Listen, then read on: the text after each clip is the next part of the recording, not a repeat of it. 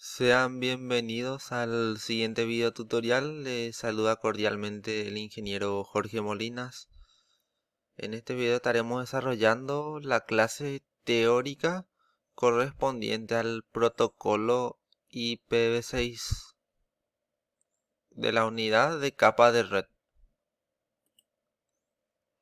Los objetivos a lograr en el desarrollo de esta clase son el analizar aspectos técnicos importantes referente al protocolo IPv6. Eso sería lo referente a cómo es su encabezado, qué tipo de direcciones IPv6 hay, cómo es una red con este protocolo, entre unos que otros aspectos que consideremos más relevantes para conocimiento de ustedes. Luego, el objetivo número 2 es realizar una división de sus redes por medio del protocolo IPv6.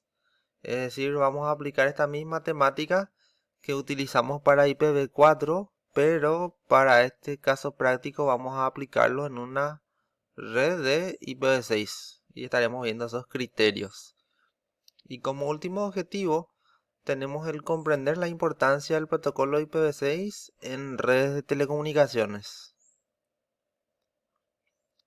Los contenidos a desarrollarse en esta clase son un repaso general de lo que es capa de red, un repaso de los protocolos de la capa de red. Haremos una introducción a IPv6. Estos primeros tres tópicos vamos a estar viendo en este presente video, mientras que los tópicos 4, 5 y 6, que son de representación de direcciones IPv6, tipo de dirección IPv6 y división de una red IPv6 en sus redes, estaremos viendo en una segunda o tercera parte por defecto.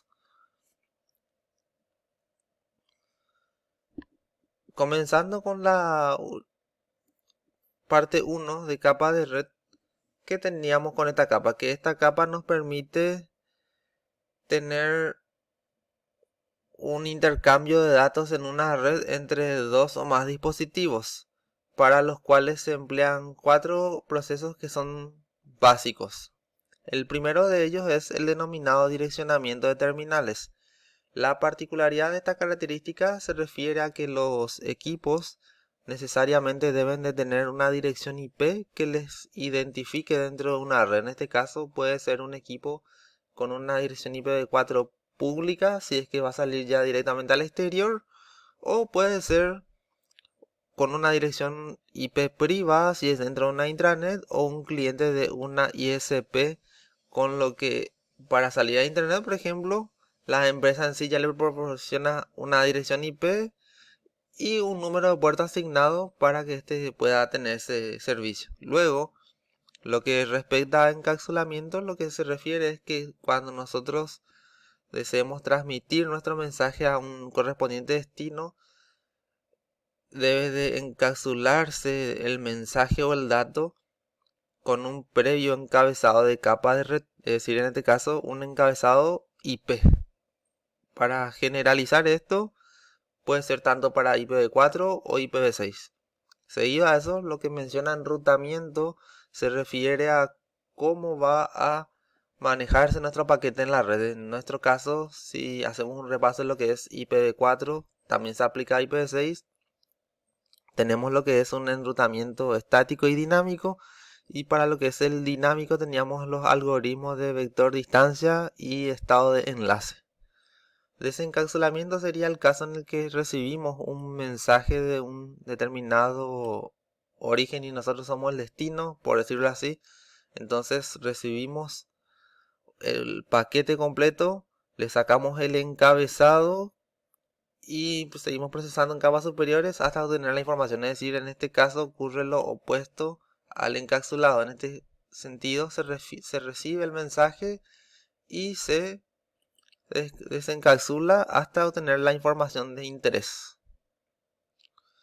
Como ejemplo de protocolos de capa de red tenemos que hay una gran variedad, los cuales podemos ver en la siguiente tabla. En nuestro caso, para nuestro estudio, en nuestro curso, las prioridades son IPv4 y IPv6, en donde IPv4 está totalmente en uso, en el cual las direcciones en sí ya están agotadas. En cambio, lo que es IPv6 sigue en ampliación, es decir, que ya está instalado en algunos países o en algunas empresas, pero sigue implementándose eso a nivel global. Lo que es IPX, AppleTalk y este último protocolo CLNS DECnet actualmente no están en uso ni son muy populares, pero pisaron fuerte en su respectivo momento en el mercado. Lo que respecta a encapsulamiento de IPv4, sabemos que la capa de red brinda servicios para permitir que los terminales o dispositivos puedan intercambiar datos en la red para lograr su correspondiente transporte. Entonces, si nosotros somos un origen y queremos enviar un mensaje a un destino, ¿qué pasa? Nosotros tenemos este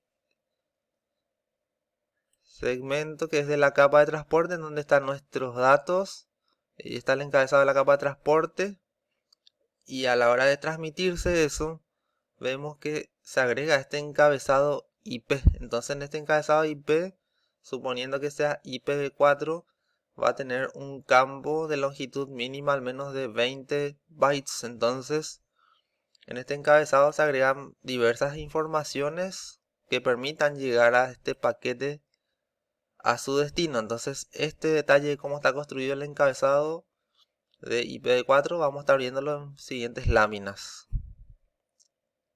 ¿Cuáles son las características de IPv4?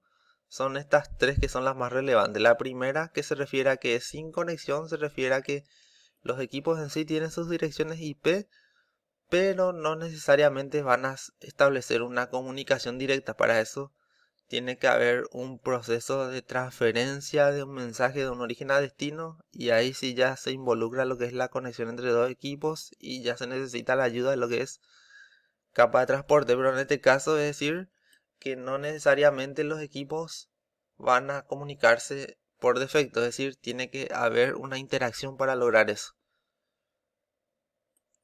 Lo referente a servicio mínimo significa que la entrega de paquetes IP no son confiables, es decir, que se necesita algún mecanismo de control que permita que los mensajes de origen lleguen a sus destinos.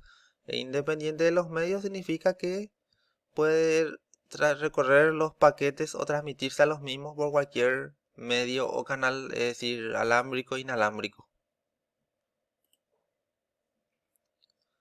Entonces, ¿qué es una de las problemáticas de IPv4? Entonces, en esta sección vamos a hablar de sus limitaciones.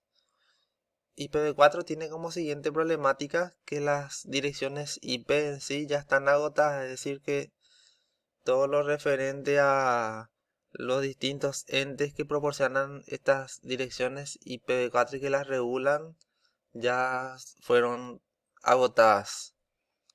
Lo que es expansión de tabla de routing, lo que se refiere es que como la red IPv4 ya está a su tope, y aparte de eso, para los equipos enrutadores, el ampliar sus tablas de enrutamiento implica almacenar más registros y a la vez tienen una tabla de enrutamiento mucho más compleja, lo cual ocasiona algunos inconvenientes al equipo. A eso es lo que se refiere a la expansión de tabla de routing, que esa tabla de enrutamiento ya tiene un crecimiento muy extenso. Luego, lo que es la falta de conectividad completa se refiere simplemente a que, como ya está casi agotada la pool de IP públicas, ya no hay una posibilidad de que otros hosts o equipos tengan de manera directa lo que es direcciones IPv4 públicas. Por lo tanto, en ese aspecto es lo que se refiere a que ya hay falta de conectividad.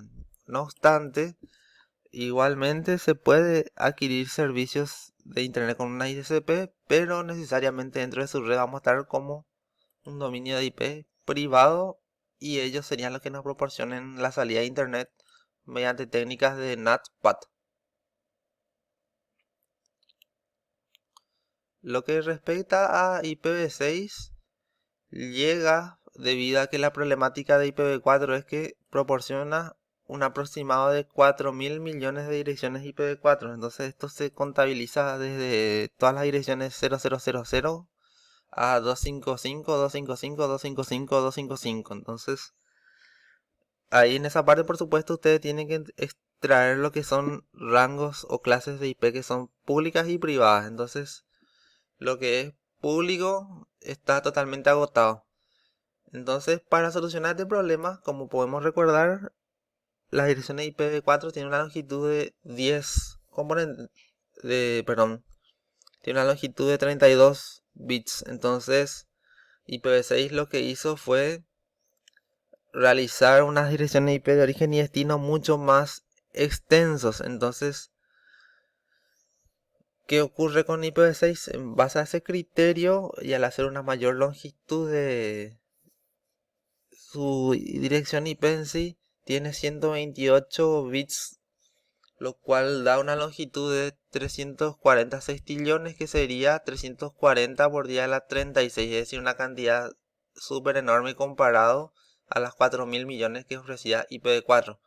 Como ventaja, IPv6 tiene mayor espacio de dirección, es decir, todos podemos tener IP pública sin problema alguno. Mejor manejo de paquetes, es decir, se optimizó el tema del encabezado IPv6. Se elimina la necesidad del NAT. Eso porque como hay una cantidad excesiva de direcciones IPv6, no es necesario usar este algoritmo. Y el encabezado es más optimizado, más simple.